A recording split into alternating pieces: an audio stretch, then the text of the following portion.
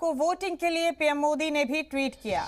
उन्होंने लिखा, उत्तर प्रदेश में जमहूरियत का जश्न है आज और यूपी अपने छठे मरहले में दाखिल हो चुका है। सभी वोटर से मेरी आजिज़ाना अपील है, अपने वोट के साथ इस फेस्टिवल में जरूर शामिल हो। आपका एक एक वोट जमहूरियत की ताकत।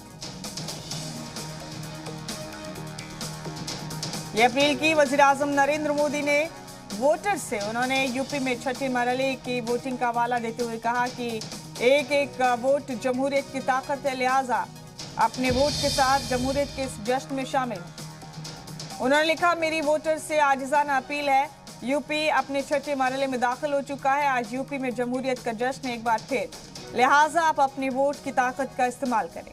आपका एक एक वोट जमहूरियत को मजबूत करने की जानिब एक मजबूत कदम।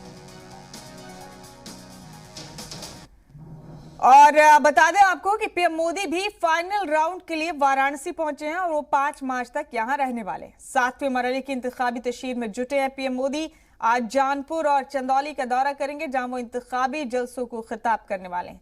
पीएम मोदी सुबह करीब 11 बजे जौनपुर में अवामी जलसे को खिताब करेंगे, तो दोपहर 12:30 बजे के करीब चंदौली के नवीन मंडी में अवामी जलसे करके बीजेपी के उम्मीदवारों के लिए वोट मांगेंगे।